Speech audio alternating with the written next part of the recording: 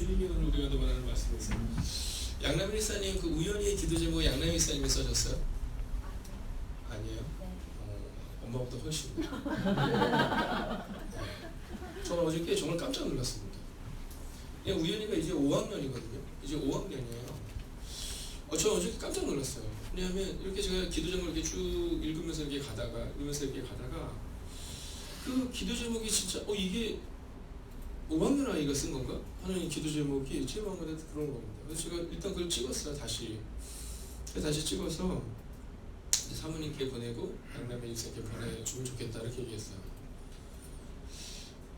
과연 5학년 아이가 교회를 위해서 기도하고 또 부모님을 위해서 기도하고, 근데 제가 그 기도 제목을 보면서 이거는 엄마가 써준 것 같다라는 생각이 들었지만 가정을 향한 기도를 볼 때 이거는 애가 쓴 것 같은데 라는 마음이 들었어요. 왜냐하면 뭐라고 써있었냐면 우리 엄마 아빠 장수하게 해주세요 이렇게 써있었어요. 네. 자, 근데 거기에 어떤 내용이 나와 있었냐면 제가 그 기도의 제목들을 보면서 우리 교회가 지금처럼 연합하여서 그런 하나님의 능력을 경험하고 또 함께 해 나가는 교회라는 그 기도 제목을 보는데, 어떻게 5학년 아이의 마음 가운데 우리 교회가 내 교회가 아니라 함께하는 교회들의 연합을 이야기할 수 있었을까 하는 마음이 들면서 이 마음이 들더라고요. 믿음은 들음에서 나는구나. 네, 어려 보이고 애기 같고 막 그런데 아이들은 자꾸 성장하는 거예요. 우리의 눈에는 그냥 그 아이가 처음 왔을 때 2학년, 3학년 막 까불고 애기 같고 그 모습으로 남아있는데 아이들은 점점 자라나고 진지한 태도를 가지고 가는구나 라는 생각을 하게 된 겁니다. 여러분, 현대 인간은 다 목말라 있습니다. 그래서 우리의 자녀들이 뭔가 한 단계 더 성공의 자리로 가기를 원하지만 사실 오늘 성경은 우리가 뭐냐면 성공의 자리로 가는 방법을 이야기해 주는 것이 아니라 성령의 임재를 경험한 사람이 되어야 한다 이렇게 말해주고 있다는 겁니다. 아이들을 데리고 한 번쯤은 우리 청년들 중고등부를 데리고 LA 한번 가보고 싶은 마음이 있습니다. 왜냐면 LA 근방은 여러분 지금은 사막이잖아요. 근데 거기는 옛날에는 여러분 숲이 우거진 지역이었답니다. 자, 저도 가보지 못했지만 거기에는요 이 LA 박물관인데 이 LA 박물관에 가보면 자, 언제부터인가 비가 내리지 않은 거예요. 이 LA 근방에. 자, 그래서 사람들이 물 있는 곳에서 모여서기 시작한 겁니다. 근데 그곳의 물도 바닥에 나는 거예요. 그래서 사람들이 물을 찾기 위해서 호수로 가는 겁니다. 그리고 호수 밑바닥을 파내려가기 시작합니다. 자, 점점 호수 밑바닥으로 내려가서 물을 파내고 우리가 우물을 파듯이 파내다가 결국 구덩이가 무너져 사람과 짐승이 다 매몰되어 죽었다는 것이 LA 박물관의 이야기예요. 그래서 그것은 지금도 사람의 뼈, 동물의 뼈가 엄청나게 나온다라는 그런 내용이 있습니다. 여러분, 물이 없으면 숲이 사라지는 겁니다. 물이 없으면 호수가 마르는 겁니다. 여러분, 땅에서 샘솟는 것이 아니라 하늘에서 내리는 물이 없으면 그것이 사막화가 되어간다라는 것이죠. 여러분, 혹시 오늘 우리의 가정 가운데, 우리의 교회 가운데, 우리의 공동체 가운데, 우리가 속한 직장 가운데 왜 이렇게 메말라 있을까? 여러분, 이유는 단서가 명료합니다. 그곳에 성령의 임재가 없기 때문이라는 겁니다. 우리는 어떤 문제에 해답을 찾으려고 노력하지만 사실은 대부분은 그 문제의 근원은 죄 때문이라는 겁니다. 사람의 성품 때문도 아니고 어떤 문제 때문이 아니라 그 문제의 근원은 죄 때문이요. 그리고 그 죄의 문제를 해결할 수 있는 것은 바로 성령님의 임재다라는 겁니다.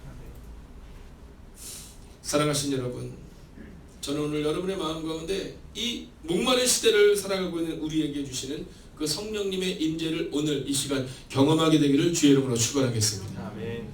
여러분, 성령 임재를 경험한 사람 완전 다릅니다. 왜냐면 얼굴에 윤기가 흐르거든요. 여러분, 얼굴이 환하거든요. 여러분, 성령의 임재를 경험한 사람은요 딱 손을 잡아보면 다릅니다. 여러분, 성령의 임재를 경험한 사람들은요 사람들이 다 느낍니다. 여러분, 그 사람이 목사이기 때문에 저 사람이 목사이구나 그래서 느끼는 것이 아니라 그 사람의 삶을 통해서 경험할 수 있어야 되고요. 장로님, 권사님, 집사님에게도 동일한 은혜가 있어야 한다는 겁니다. 사랑하신 여러분, 저는 메마른 시대를 살아가고 있는 오늘 이 아침 이 시간 성령님이 우리를 자라나게 하실 것이며 우리의 삶에 변화를 줄 것이라는 믿음으로 오늘 이 새벽을 보낼 수 있기를 주의 이름으로 축원하겠습니다. 아멘. 자, 오늘 본문의 말씀은 우리 가운데 이 메마른 시대 또 안디옥 교회에 임했던 그 분쟁의 문제, 과연 이 문제가 어떻게 해결되는가? 여러분, 일어날 수 없을 것만 같았던 그 문제를 어떻게 해결하는가? 여러분, 오늘 성경은 그것을 우리가 보여주고 있습니다. 먼저 8절의 말씀을 같이 읽겠습니다. 함께 읽을까요? 시작. 또 마음을 아시는 하나님이 우리에게와 같이 그들에게도 성령을 주어 증언하시고. 자, 오늘 이 본문의 말씀을 통해서 성경이 주는 첫 번째 메시지는 뭔지 알면 하나님이 우리의 마음을 아신다는 겁니다. 할렐루야. 아멘. 여러분, 이 말씀만큼 은혜가 되는 건 어떻겠어요? 하나님이 우리 마음을 아신다. 하나님이 내 마음을 아신다. 우리가 참 힘든 것은 뭐냐면 내 마음을 몰라준다라고 생각할 때 참 어렵습니다. 내 마음을 몰라준다 생각할 때 참 이상한 건 뭐냐면요, 아이들은 이렇게 생각합니다. 내가 공부를 열심히 하려고 하는데 엄마가 들어와서 분위기를 깼다고 생각해요. 또 엄마의 입장에서는 참 이상하게 엄마만 들어가면 애가 딴짓을 하고 있다라는 거죠. 누구 말이 맞는지 잘 모르겠어요. 애들이 그래요. 내가 여태까지 놀다 이제 좀 이따 5분 후부터 공부를 하는데 엄마가 들어서 공부하라 해서 나 공부 안 할 거라고 이런 얘기를 해요. 여러분, 애들이 그런 얘기 하잖아요. 내 마음 몰라줘서 엄마, 내 마음 몰라줘서 나 너무너무 싫어 막 이런 얘기를 하거든요. 자, 오늘 우리가 신앙생활을 할 때 어느 때가 힘드냐면 하나님이 내 마음을 몰라주시는 것 같을 때 신앙생활이 참 힘듭니다. 여러분, 그렇지 않습니까? 내 마음을 하나님이 알아주시면 힘들지 않거든요. 근데 우리 마음 깊은 곳에 하나님이 내 마음을 몰라주시는 것 같을 때 그때 어려운 거예요. 근데 오늘 성경은 뭐라고 말하냐면 하나님의 임재, 성령의 임재를 경험했던 이 베드로는요, 첫 번째로 이것을 알았어요. 하나님이 우리 마음을 아신다. 하나님이 우리 마음을 아신다. 오늘 이 새벽 이 시간 우리가 어떤 모습으로 나왔든지 상관없이 하나님이 내 마음을 아신다라는 그 믿음의 고백을 통해 우리의 삶의 변화가 나타나야 되는 거예요. 성경에 보면 모세라는 사람이 나옵니다. 모세라는 사람. 이 모세만큼 사실은 이 파란만장한 삶을 살았다는 사람이 없습니다. 여러분, 태어난 지 몇 개월 되지 않아서 부모에게 버림을 받아요. 그래서 나일강에 던져집니다. 자, 죽음의 위기에 태어나자마자 죽음의 위기를 직면한 사람이 모세였죠. 근데 모세의 삶에 완전 반전이 일어나잖아요. 네. 나일강에 버려졌던 이 모세가 흘러 가는데 어디로 가요? 왕궁으로 가는 겁니다. 왕자의 아들로 40년을 살아내는 거예요. 왕자의 아들로. 여러분, 왕자의 아들로 40년을 살아낸다. 여러분, 이거만큼 큰 은혜가 어디 있었겠냐라는 겁니다. 근데 그가 동족을 구원하려다가 살인을 저지릅니다. 그리고 광야로 가서 도망을 가는데 몇 년을 거기서 살면 40년을 삽니다. 여러분, 그 40년의 시간을 그가 살아가는 그때 여러분, 그의 삶이 어땠을까요? 여러분, 그냥 남의 얘기니까 그렇게 생각하지 말고 생각해보세요. 내가 살았던 곳은 광야인데 그 광야로부터 40년간을 광야에 살아갈 때 그의 마음이 어떻겠냐는 거예요. 여러분, 처음에는 노예의 아들로 시작해서 왕궁에서 살다가 그리고는 다시 광야로 가서 40년. 여러분, 이게 어려움을 경험한 사람이 계속 어려움을 경험하잖아요. 그러면 별로 어렵지 않습니다. 네, 별로 어렵지 않아요. 여러분, 어렵게 사는 사람이 계속 어렵게 사는 과정 가운데 그 어려움을 극복해야지 이러면 어렵지 않은데 어렵지 않게 살다가 어려움으로 가면요, 이게 어려워요. 왕궁에서 40년을 살다가 왕자로 40년을 살다가 광야로 가서 여러분 도망자의 삶을 40년을 살다 그때 이 모세의 마음이 어땠겠냐는 거예요. 자, 그때 모세의 마음이 얼마나 억울했을까요? 아니, 모세의 마음 가운데 내가 하나님의 나라를 위해서 하나님의 백성들을 위해서 그렇게 살았는데 내가 지금 도망가고 쫓겨가고 있다. 여러분, 그 마음이 어땠을까요? 성경에 보면 세례 요한에 대해 설명할 때 예수님이 이렇게 말씀하세요. 너희가 누구를 보려고 나갔냐? 광야에 있는 세례 요한이냐 아니면 왕궁에 있는 좋은 옷을 입은 사람이냐? 즉 광야와 왕궁 완전 대비되는 곳이에요. 근데 오늘 모세가 거기 있는 거예요. 근데 그때 하나님이 찾아왔어요. 오늘 이 새벽 믿음으로 선포합니다. 여러분, 하나님이 여러분을 찾아가시기를 바랍니다. 여러분, 하나님이 찾아오시는 거예요. 오늘 우리 가운데 있어서 이 은혜가 필요한 거예요. 오늘 이 새벽의 시간 우리 가운데 있어서 정말로 중요한 것은 뭐냐면 하나님이 내 마음을 아시고 나를 찾아오셔야 한다는 거예요. 내가 신앙생활을 몇 년을 했냐? 여러분, 신앙의 연수가 중요한 것이 아니라 신앙의 깊이가 지금 나에게 어떠한가를 점검해야 한다는 거예요.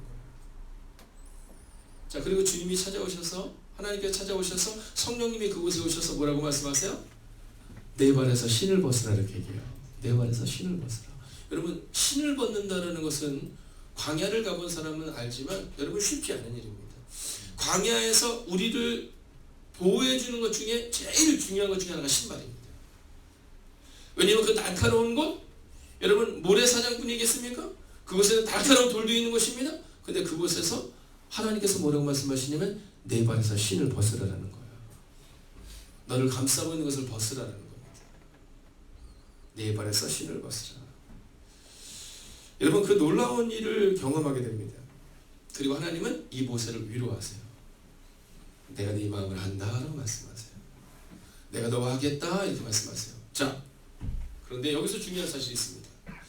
모세에게 하나님께서 내가 너와 함께 하겠다 이렇게 말씀할 때 모세가 뭐라고 말했을까요? 여러분 같은 뭐라고 말씀하시겠어요? 오늘 만약에 하나님이 딱 오셔서 여러분에게 내가 너와 함께 하겠다 여러분 어떻게 말씀하시겠어요? 아멘 이렇게 말씀하시겠어요? 아니면 할 수 있을까 이렇게 말씀하겠어요? 여러분 하나님이 모세를 찾아가셔서 내가 너를 통해서 너의 민족을 이스라엘 민족을 애굽에서 이끌어내겠다라고 말씀할 때 모세가 이렇게 말해요. 아 저는 못해요 이렇게 말합니다. 누구랑 똑같아요? 저랑 똑같죠. 우리랑 똑같은 겁니다. 여러분 하나님은 지금도 지금 이 순간도 우리에게 찾아오셔서 너를 통해 일하기를 원한다라고 말씀하시는데 우리 마음 가운데 아 저는 못해요 이렇게 말합니다. 누구처럼요? 모세처럼. 이 목사처럼 우리는 그런 고백으로 나아갑니다. 근데 그때 하나님이 이런 바보 같은 자식 이렇게 말하고 모세를 내치지 않아요. 모세를 계속 위로하세요. 여러분 그 마음을 알아주세요. 성경에 보면 위대한 선지자 중에 한 명이 누구냐면 엘리야입니다. 여러분 엘리야는요 850대의 전쟁을 승리로 이끈 사람이잖아요. 생각해보세요. 앞에는요 이 우상을 섬기는 850명의 그런 이방의 제사장들이 있고 그리고 지금 엘리야 혼자 있는 거예요.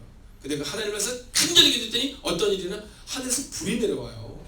그리고 그 모든 것을 다 태워버리는 일들을 경험하게 되죠. 자, 근데 그 마음이 누구랑 같아요? 우리랑 같아요. 여러분 그 놀라운 일을 이룬 다음 한 10년쯤 지나서가 아니라 그 놀라운 일을 이룬 다음 바로 여러분 이세벨이라는 여인이 이렇게 얘기해요. 내가 그 엘리야를 잡아 죽이겠다. 여러분 하늘에서 기도하니까 하늘에서 불이 내리는 사람인데 그가 뭐라고 말하냐면 갑자기 마음에 낙심이 들어와요. 그래서 하나님 앞에 가서 뭐라 그래요? 나를 죽여달라고 말해요. 이게 우리 마음인 거예요. 여러분 마음을 하신 하나님이 여러분 이 자체가 우리 가운데 은혜가 되는 거예요. 여러분 하나님이 아시는 마음은 우리가 할 수 있다, 이길 수 있다의 마음이 아니라 우리의 연약함도 아시고 우리의 죄성도 아시고 우리의 부족함도 그분은 아신다라는 거예요. 그 마음을 하신 하나님이 어떻게 하는지 아세요? 9절을 잠깐 볼까요? 믿음으로 그들의 마음을 깨끗이 하사. 여러분 우리의 마음이 깨끗이 하는 것 하나님이 아세요. 여러분 종종 제가 이렇게 얘기를 듣다가 이제 이곳으로 이전하기 전에 우리가 부산동에 있을 때는 공간이 좁잖아요. 물론 지금도 아직도 이 세례를 받지 않으셨기 때문에 이 성찬에 참여하지 않은 분들이 계십니다. 네, 그것은 그분들의 믿음으로 고백하는 순간 성찬에 참여하시는 맞다고 봐요. 자, 그런데 어떤 분들은 저한테 와서 막 고민을 토로하세요. 뭐냐면 목사님 저 오늘 성찬을 안 하면 안 돼요? 이렇게 물어봐요. 그래서 제가 왜요? 무슨 일 있어요? 그럼 이렇게 얘기합니다. 목사님 저는 아직 성찬을 받을 만한 준비가 되어 있지 않습니다. 제가 이번 주에 이러이러한 죄를 사실은 졌기 때문에 저 성찬을 받고 싶지 않습니다. 이런 얘기를 해요. 그때마다 제가 얘기합니다. 성찬은 우리의 감정으로 받는 게 아니라 그리스도 예수의 보혈의 피가 우리 가운데 들어오는 신비의 사건인 거예요. 한 분은 거기 있을 때 구산동에 있을 때 한 4번 연속으로 저한테 찾아와요. 그래서 제가 4번 연속 말씀드렸어요. 괜찮습니다. 그러더니 5번째가 됐을 때는 찾아오지 않으시고 그냥 그 성찬에 참여하시다. 여러분 우리 마음 가운데 어떤 마음이 있다라는 거예요? 우리 마음이 깨끗하다라는 착각 가운데 있는 겁니다. 여러분 성찬의 신비를 통해서 거룩하지 못하고 깨끗하지 못한 우리의 마음이 씻어지는 건데요. 우리는 성찬의 신비를 통해 주님을 만나는 것이 아니라 내가 준비됐을 때 주님이 오셔야 한다고 착각하는 거죠. 여러분 모세를 찾아갔을 때 모세가 준비됐기 때문에 하나님이 가신 것이 아니라 준비되지 않은 모세를 찾아가셔서 하나님의 그를 준비시키신 거예요.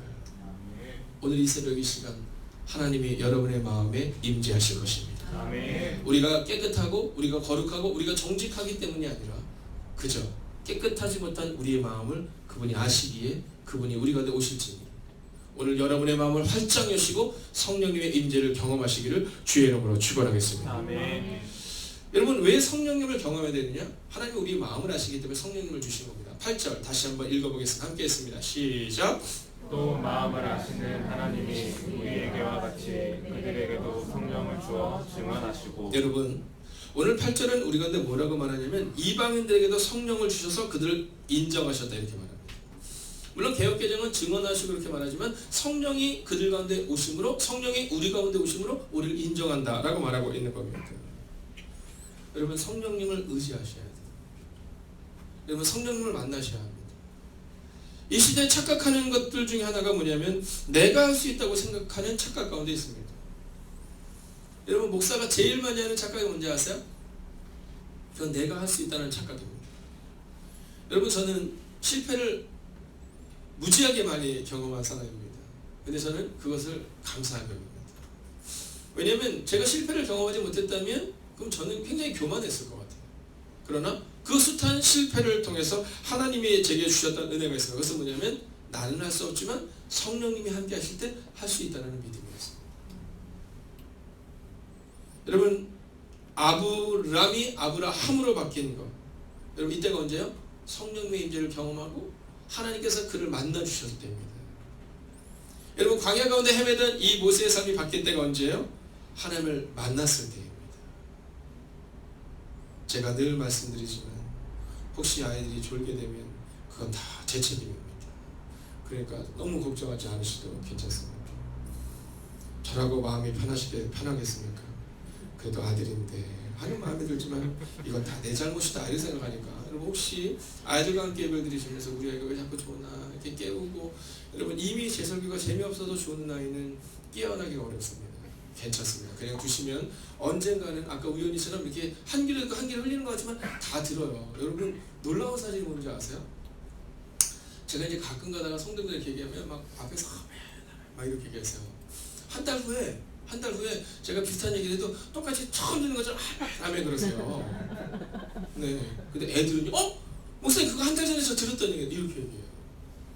제가 이번 주에 지금 독일에서 있는 대학 교수로 있는 최이채란 형제가 있어요. 학교 이름이 갑자기 생각이 안 나는데. 근데 얼마 전에 저한테 와서는 상을 났는데 뭐라고 말하냐면 저한테 이렇게 얘기한 거예요. 목사님이 지금부터 14년 전 저를 처음 만났을 때 저희 청년배 오셔서 설교했던 내용 기억하시죠? 저보고 그렇게 얘기하더라고요. 목사님 지금부터 14년 전 목사님이 저희 청년배 오셔서 저를 처음 만났을 때 선포했던 그 말씀 기억하시죠? 기억이 날까요 안 날까요? 1년에 600편의 설교를 합니다. 네. 최소한 10년 동안 5,000편의 설교를 했을 거거든요. 그래서 기억이 안 나는데 그때 이 친구가 뭐라 했냐면 저는 똑똑히 기억합니다. 그래서 그때 목사님이 이 말씀을 저에게 주셨고 제가 그 말씀을 붙들고 살아왔다는 거예요. 여러분 인생의 전환점 가운데 내가 서울대학교로 가야 되나 한양대학교로 가야 되나 그 고민 가운데 있을 때 여러분 인생의 전환점 가운데 있을 때 하나님의 말씀을 붙들고 살아냈다는 거예요. 여러분 우리는 그냥 선포하는 말씀처럼 들리고 열심히 듣는 것처럼 들리지만 그냥 지나갈 때도 있지만 여러분 그 젊은 지체의 마음 가운데 그 말씀이 팍 박히니까 그때부터 변화가 됐다는 거예요. 그처럼 오늘 이 새벽 이 시간 우리 아이들의 삶 가운데 언젠가 하나님의 때가 되면 반드시 변화가 나타날 줄로 믿습니다. 네. 여러분 이 아이들도 성령님이 임해야 되는 거예요. 마가의 다락방에 120명의 성도들이 모여 있습니다. 자 그들이 뭐하고 있어요? 기도하고 있습니다. 왜 기도하고 있을까요? 첫째는 예수님께서 기도하라고 말씀하셨기 때문에 기도하는 겁니다. 그러나 또 한 가지가 있죠. 두려워 떨고 있는 겁니다. 두려워 떨고 있는 겁니다. 나갈 수가 없는 겁니다. 여러분 예수님을 만났을 때 성경은 뭐라고 말하냐면 여전히 의심하는 사람들이 있더라 라는 표현을 할 정도로 의심하는 사람들이 그곳에 있었던 겁니다. 여러분 거기에 누가 있어요? 주님을 3번 부인했던 베드로도 있는 겁니다. 여러분 그런데 그곳에 성령님이 임재하세요. 마가의 다락방에 성령님이 임재하시자 그 두려웠다는 120명의 성도들 예수님을 3번이나 부인했던 베드로 그가 분연히 자리에서 일어납니다. 그리고 그것에서 복음을 선포하죠. 그럼 몇 명이 회개하고 돌아온 자냐? 3,000명이 회개하고 돌아옵니다. 여러분 일생을 살아가면서 예수님께 은혜 받고 예수님께 능력 받고 예수님께 훈련 받고 한 번도 주님을 떠나지 않았던 베드로가 일어나서 복음을 전하면 좋을 텐데 3번이나 주님을 부인했던 베드로. 여러분 주님이 십자가에서 죽으시고 나서 여러분 도망갔던 베드로, 그 베드로를 통해 하나님의 역사가 나타났다. 언제요? 성령님이 임재하셨어요. 아멘. 사랑하시는 여러분, 우리 마음을 아시는 하나님께서 우리 가운데 성령을 주셔서 우리를 증언하고 즉 인정하고 계십니다. 오늘 우리 마음 깊은 곳에 내가 할 수 있다는 마음이 아니라 오직 성령님이 하신다라는 마음으로 오늘을 살아내는 여러분과 제가 되기를 주의 이름으로 축원하겠습니다. 아멘. 이제 말씀을 마치려 합니다. 오늘 이 본문은 10절의 말씀을 통해 우리 가운데 하나님이 우리 마음을 아신다라는 말씀을 증거하셨고 성령님이 역사하신다라고 증거했다면 세 번째 우리의 삶의 태도가 어때야 되는지를 보여줍니다. 함께 읽을까요? 시작. 그런데 지금 너희가 어찌하여 하나님을 시험하여 우리 조상과 우리도 능히 밀지 못하던 멍에를 제자들의 목에 두려느냐. 아멘. 자, 여러분 한번 점검하고 세 번째 스텝을 넘어가세요. 첫 번째 스텝, 하나님이 우리 마음을 아신다. 믿으십니까? 아멘. 자, 두 번째, 그렇기에 성령님을 우리 가운데 주셨습니다. 믿으십니까? 여러분, 여러분의 마음 가운데 내가 연약한 것을 고백하는 사람들은 성령님을 더욱더 구하셔야 합니다. 그리고 성령님이 오시고 나면 어떠한 삶을 살아내야 되느냐. 그런데 지금 너희가 어찌하여 하나님을 시험하여. 여러분, 세상적인 방법으로, 율법적인 방법으로 하나님을 시험하지 말라는 거예요. 다른 방법을 찾지 말라는 거예요. 오늘 세 번째 스텝은 한마디로 성령님이면 충분하다라는 겁니다. 성령님이면 충분하다라는 것입니다.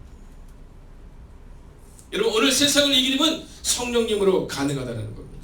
성령의 임재를 경험해야 한다는 겁니다. 할례를 행한다든가 내 뜻대로 이기려는 마음을 잠잠히 내려놓으라는 겁니다. 여러분, 이 시대를 우리는 갈등과 불통의 시대라고 부릅니다. 이때 바로 성령님이 우리 가운데 오셔야 돼요. 여러분, 한국 기독교의 초기 역사를 보면 그 초기 기독교는요, 여러분 놀라운 사람들이 있었습니다. 그런데 그들의 특징이 있습니다. 대부분 다 못 배웠던 사람들, 어려웠던 사람들이라는 겁니다. 여러분, 우리가 아는 것처럼 평양에 교회가 세워질 때 여러분 첫 번째 장로님은 양반이 아니었어요. 여러분, 첫 번째 장로님은 양반이 아니었어요. 우리 같으면 누구를 세우겠어요? 우리 같으면 능력 있는 양반을 세우고요, 저 노예나 종 같은 사람들은 저 밑에 있어야 되는데 여러분 초기 기독교는 그렇지 않았어요. 여러분, 소통의 영, 즉 성령님을 경험한 사람들을 세우기 시작했어요. 근데 어느 순간부터 우리 가운데 그게 사라지기 시작합니다. 여러분, 초기 기독교는요, 갈등이 있을 수 있어요. 네, 서로 막 싸울 수 있어요. 그래도 예배의 자를 지켰습니다. 어느 순간부터 우리는 우리의 감정으로 예배의 자를 잘 지키지 않습니다. 여러분, 이유가 무엇일까요? 그것은 바로 성령님이면 충분하다는 마음이 없는 거예요. 내가 저 집사님 보기 싫어서 이번 주 가고 싶지 않지만 그러나 내가 하나님 앞에 나아가자는 마음으로 오는 거예요. 그리고 설교를 듣다가 눈물을 받는 거예요. 그리고 그 눈물을 통해서 그 싸움이 일주일을 가지 않는 거. 이게 초기 기독교 한국의 역사였어요. 왜 그 일이 가능했냐? 여러분, 그분들이 잘났기 때문이 아닙니다. 잘 배웠기 때문이 아닙니다. 여러분, 시기적으로 볼 때 어려운 시대를 살았던 우리의 믿음의 선배들의 때는요, 바로 성령께서 함께 하시는 소통의 영을 경험했다는 거예요. 오늘 우리는 어떻게 해요? 우리도 매지 못하는 먹이를 다른 사람들 목에 매렸느냐라는 것처럼 우리는 판단하고 정죄해요. 그러나 오늘 성경은 뭐라고 말해요? 성령님이면 충분하다라고 말하고 있는 거예요. 사랑하시는 여러분, 사사기 15장 13절과 14절을 보면 이 삼손이라는 사람이 나옵니다. 이 삼손이라는 사람이 나오는데 이 삼손이 이 밧줄로 묶여요. 네, 밧줄로 묶여서 이제 죽음의 위기 가운데 처합니다. 그런데 사사기 15장 13절을 보면 뭐라고 말하면 여호와의 영이 삼손에게 갑자기 임하시며 그의 팔 위에 밧줄이 불탄 삼과 같이 그의 결박되었던 손에서 떨어진지라. 여러분, 어떤 사람들은 착각해요. 성령의 사건은 신약의 사건이다라고 생각해요. 지금은 일어나지 않는 사건 아니요. 성령의 사건은 이미 구약에도 있었고 신약에 있었고 오늘 살아가는 우리에게 주시는 하나님의 은혜라는 거예요. 여호와의 영이 삼손에게 임하시며 묶여진 것이 풀어지더라. 고린도후서 3장 17절 이렇게 말해요. 주는 영이시니 주의 영이 계신 곳에는 자유함이 있느니라. 할렐루야. 아멘. 여러분, 오늘 우리 가운데 자유함이 없는 이는 단서하고 명료합니다. 우리 안에 주의 영이 계시지 않기 때문에. 오늘 안디옥 교회의 문제는 바로 이렇게 해결되어 가고 있습니다. 그곳에 우리의 마음을 고백하는 사람, 성령님이 함께 하시는 그 마음, 그리고 성령님의 충분하다고 고백했던 이 베드로의 고백을 통해 안디옥 교회의 문제가 해결되었던 거죠.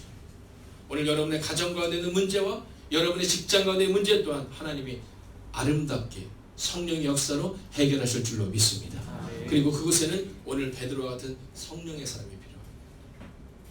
오늘 사도행전 15장 1절에 기록한 것처럼 어떤 사람들처럼 안디옥 교회를 어렵게 만들었던 어떤 사람들이 그 문제를 해결하는 것이 아니라 오늘 성령의 임재를 경험했던 이 베드로가 그 문제를 해결하는 역사를 경험했던 것처럼 오늘 여러분이 여러분의 교회에서 여러분의 가정에서 특별히 여러분의 자녀들에게 베드로와 같은 믿음의 거목이 되시기를 주의 이름으로 축원하겠습니다. 아멘. 기도하겠습니다. 날마다 주님과 동행하게 하소서. 자원이 다른 삶을 살아내게 하소서. 날마다 말씀의 은혜를 더하시니 감사합니다. 하나님, 오늘 우리의 기도의 제목과 또한 우리의 마음을 주님은 다하심을 고백합니다. 사람의 마음을 아시는 하나님께서 하나님 이방인들에게도 성령을 주셔서 그들을 인정하셨던 것처럼 오늘 이 시간 기도하옵나니 우리 가운데도 성령을 내려 주시옵소서. 하나님, 특별히 우리의 자녀들에게도 우리의 다음 세대 가운데에도 하나님 새가족들에게도 성령을 내려 주셔서 하나님 우리의 힘으로 살아가는 것이 아니라 성령과 동행하는 그 삶을 살아가는 하나님의 사람들이 되게 하여 주시옵소서. 하늘의 문을 여시고 이것을 주목하시고 하나님 그 성령의 임재와 함께 살아가는 하나님의 거룩한 백성들에게 소원하오며 살아계신 우리 주 예수 그리스도의 이름으로 기도하였습니다.